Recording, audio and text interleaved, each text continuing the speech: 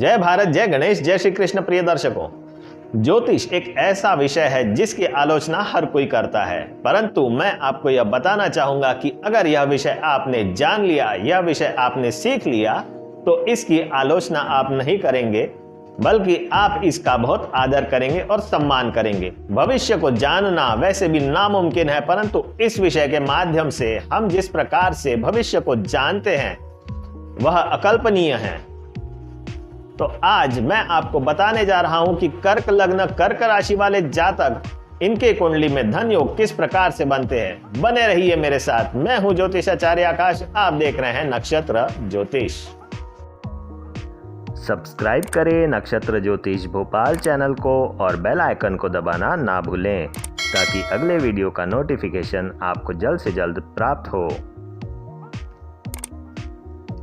बात करते हैं कर्क लग्न और कर्क राशि वाले जातकों की। कर्क लग्न और कर्क राशि में धर्म त्रिकोण जो होते हैं, उसमें जो प्रथम भाव, पंचम भाव और नवम भाव होते हैं, उनके स्वामी हो जाते हैं। प्रथम भाव का स्वामी हो जाता है चंद्रमा, दूसरे त्रिकोण का स्वामी हो जाता है मंगल और तृतीय त्रिकोण का स्वामी हो जाता है गुरु। अब बात करते हैं कि जो अर्थ त्रिकोण है कर्क लग्न कर्क राशि में, उनके स्वामी कौन कौन से ग्रह माने जाते हैं। तो द्वितीय भाव का स्वामी हो जाता है सूर्य, राशि हो जाती है सिंह। साथ ही साथ छठे भाव का स्वामी हो जाता है गुरु, राशि हो जाती है धनु।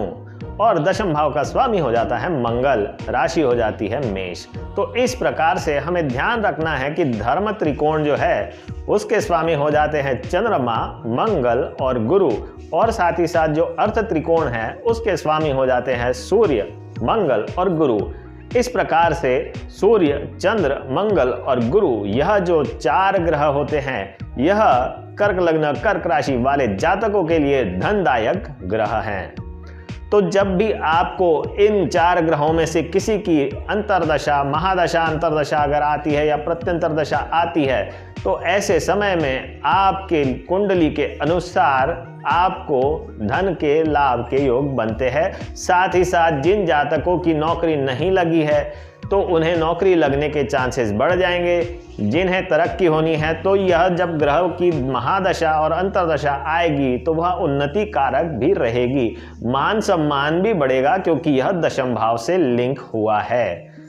तो कर्क लग्न और कर्क राशि वाले जातक इस प्रकार से अपने कुंडली में देखें। अब मैं आपको एग्जाम्पल के साथ समझाता हूं कि आप देखें कि किस तरीके से परस्पर संबंध होता है या युति होती है किसी भी कुंडली में, और वह जब महादशा और अंतर्दशा आती है तो उन्हें धन प्राप्ति के योग बनते हैं।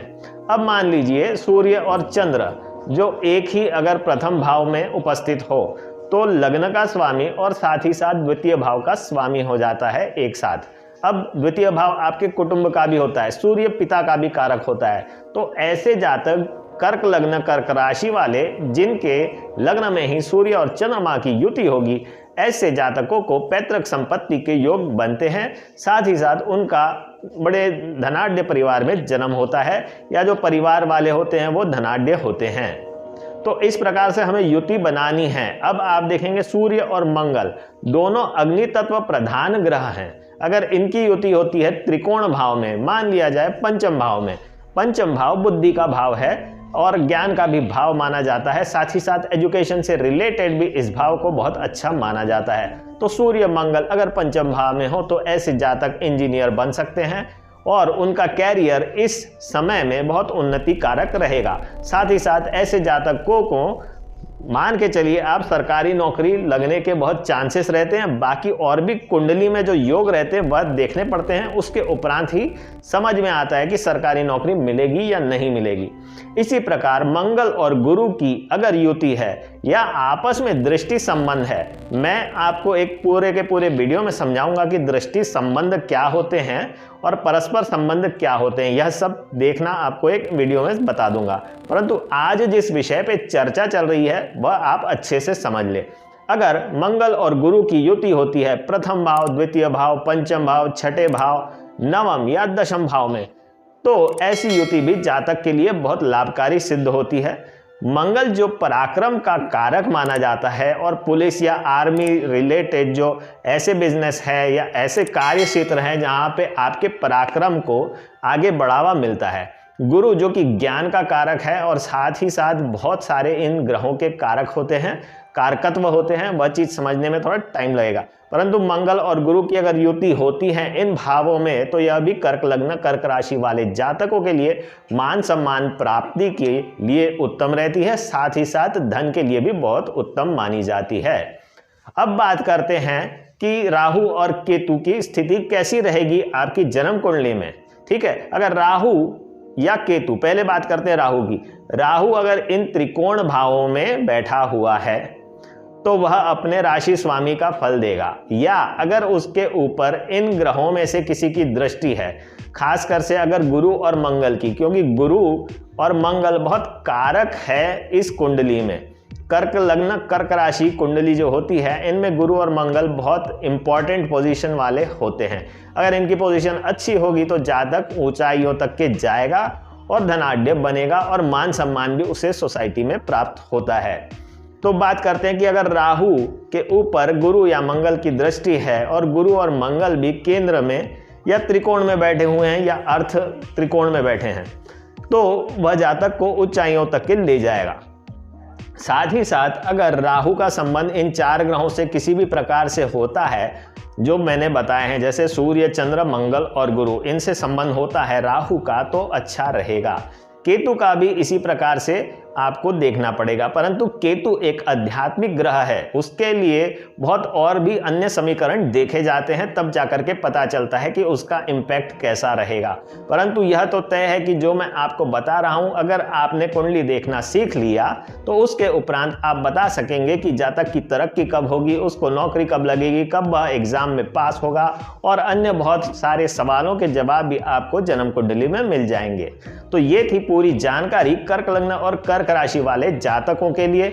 एक अवश्य आप लोगों को सूचना देना चाहता हूं कि ज्योतिष आप सीखें, उसके उपरांत उसके लॉजिक्स को समझें, तभी उसके बारे में आलोचना अगर कहीं करनी है तो करें। बगैर सीखे आप ज्योतिष की आलोचना ना करें। साथ ही साथ कर्मठता आपके जीवन में बहुत जरूरी है। अगर आप कर्म नहीं करेंगे तो आपके कुंडली के बड़े से बड़े योग, चाहे जैसे इस कुंडली की बात कर रहे हैं जिसमें गजकेसरी योग भी बहुत उत्तम योग माना जाता है, तो अगर किसी की कुंडली में गजकेसरी योग बनता भी है और वह मेहनत नहीं करता है, वह कर्मठ नहीं है, कर्म नहीं कर पाता, तो उसे सफलता मिलना मुश्किल ही रहेगा। तो आपको कर्म तो करते ही रहना है, साथ ही साथ ज्योतिष का थोड़ा सा ज्ञान होना बहुत ज़रूरी है। थोड़ा सा ज्ञान होने पे आप यह ना समझे कि बहुत सारा ज्ञान आ गया है, क्योंकि इस चीज़ को डेवलप किया जाता है। इस ज्ञान को आप धीरे धीरे डेवलप करते हैं, एक साधना है। साधना का मतलब है कि आप किस तरीके से इसको साध सकते हो। अपने को परिश्रम करना पड़ेगा, आपको एक साधक के रूप में ज्ञान अर्जित करना पड़ेगा, और उसके उपरांत ईश्वर कृपा से, इष्ट कृपा से आपको जो ज्ञान मिलना होगा वह ज्ञान मिलेगा। तो यह पूरी जानकारी थी कर्क लग्न और कर्क राशि वाले जातकों के लिए। आपको अगर मुझसे भेंट करनी है तो आप भोपाल में मेरे ऑफिस में आ सकते हैं, या ऑनलाइन भी आप कंसल्टेशन प्राप्त कर सकते हैं। मोबाइल नंबर मेरे दिए हुए हैं, ऑफिस का एड्रेस भी दिया हुआ है।